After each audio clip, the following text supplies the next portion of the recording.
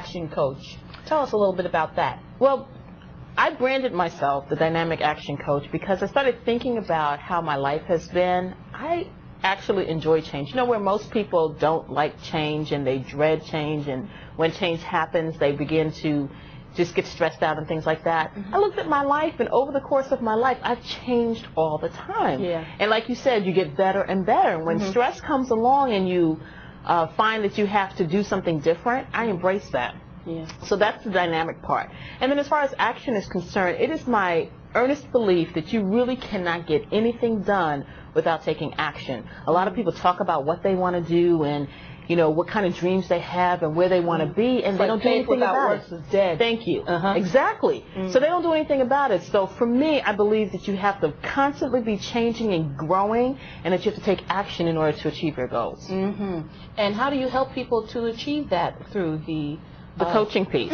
Well, actually, I studied at the International Coaching Academy, and I believe that everybody needs help.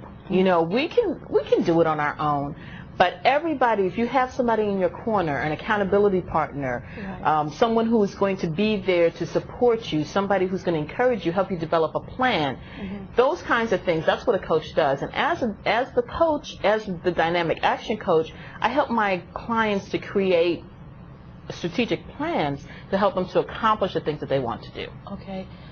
That sounds exciting. How does God influence this ministry? It's amazing because we can go back to many years ago when I didn't even know that I was called to be a minister, where God was working on me and doing certain things in my life. And what I find now, as I'm coaching individuals, and I may not even tell them that I'm a minister, I have individuals say, well, the most important thing that I need to focus on is studying the Word, or getting back into the Bible, or building my relationship with God. And it's wide open for us to use biblical principles and scriptures to help them hone what they want to do and go after their goals. Absolutely. Absolutely. So when I'm coaching individuals, and particularly I think when you have a certain light around you, that you attract certain people. So a lot of the people that come into my coaching practice believe in God and want to use the principles that God has given us to develop their lives and to go after their dreams. And what kind of principles would that be that God has given us? Just give us a little taste of some of the principles. So one of the things that I think is so clear, you know, in the Word it says, write the vision and make it plain. And that's one of the things that most of the people that I come across with, they have this vision that God has given them, but they're not really acting it out. They're not really living it. And so, you know, we focus on honing in on that vision, understanding. You know, we don't really talk a lot about goal setting in the Word because we don't really see that spelled out. But look at what Paul did. I mean, Paul, he used to persecute Christians, and all of a sudden his goal was to make sure that the Gentiles knew about God. And so we can use biblical characters also to understand how we can do things the way God would have us to do them. Look at Job. A lot of people come to me and they're going through challenges and they're going through persecution and all those kinds of things. And when you look at what Job went through, and yet he stood. He refused to curse God and die. And that's where we have to be when we're trying to walk this walk. Okay, so you're saying, if I understand you correctly, that sometimes there are battles that we go through. Absolutely. And all the time, we may not enter into the perfect purpose of God at one point in life. How do we get through our difficulties and move on to that purpose and fulfilling the purpose of God in our lives? You know, I think it's interesting that you asked that, Kathy, because for me, honestly, hang on. That's really how you do it. You have to persevere. I'll tell you, when I was going through challenges, and one of the reasons I think that I was called into ministry, or how I came to be called into ministry, is because I went through. You know, and I know everybody goes through, right? I went through, and I was, you know, spent most of my life going, I've been saved since I was 13 years old. And so I went through most of my life saying, oh, I don't have a testimony. You know, nothing big ever really happened to me.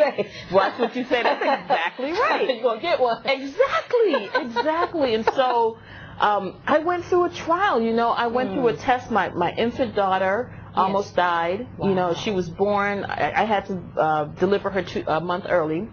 And so she was born without the sucking mechanism. And so she was not able to eat. And when you don't eat as an infant, you just lose weight. And then, she was admitted to the hospital for failure to thrive. And, that was a trial. And then I ended up having to get divorced. And that was a trial. And I lost my job. And that was a trial. At the end of all of that, I was so overwhelmed and so stressed out and really in a dark place. I call it my wilderness experience, and I know a lot of people go through that. Yeah. And I just got closer to God, and I hung on to Him, and I stayed in His Word, and I heard from Him, and I listened to Him, and I was obedient to Him.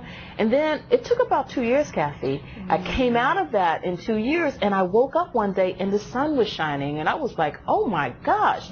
And when I thought about it, I said, you know how many people don't hang on during that wilderness time? How many people commit suicide even during that time when it's the darkest hour? They turn their back on God because they think that God has left them. Right. They turn their back on Him, and they don't think that He hears them anymore. They denounce the church. They won't even step foot back in church because the church people weren't there for them, or whatever the case may be. And what I found was when I woke up that morning, it was like a miracle. The sun was shining in my life. It might have been shining outside all along. I didn't know because I was so... I won't even say I was depressed. It was an oppression. It was a spiritual thing. And when I woke up, I was like, wow, if you hold on and trust God, He will see you through. And I felt like it was my mission and my purpose in life to make sure I got that message out to people.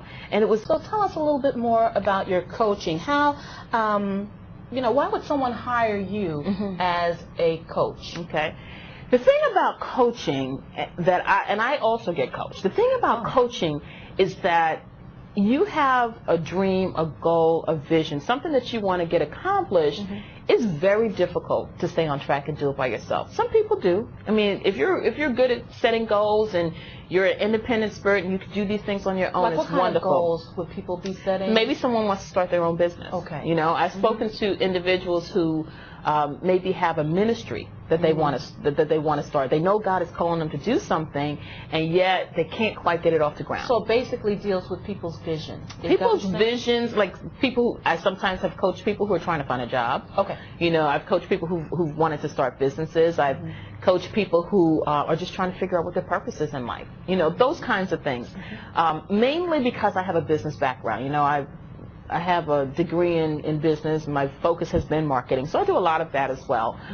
So I can help people. It's more coach mentor at that point when I'm helping them do some business, And so it's been very interesting because people come and they're not clear. You may know what you want to do, but not really be clear on how to go after it. Right. And in the coaching process, what we do is we just really uncover so much, and then there are a lot of aha moments where you go, oh, this is the way that I need to approach it. And the main thing about coaching is accountability. Really being accountable. When you come into the coaching process, you have to be committed. You have to say, this is what I want out of my life, and I'm going to really put everything I have into it. And so these people are accountable. I give them assignments. I say, okay, this week you need to go focus on this. They come back, and once that assignment is done, there's more assignments. And so think about it. If you're doing this by yourself and you say, well, this week I'm going to go to the Chamber of Commerce and I'm going to join, and you go, oh, I don't feel like going. But you got a coach. On Friday, you got to get with me. And I'm like, did you go to the Chamber of Commerce?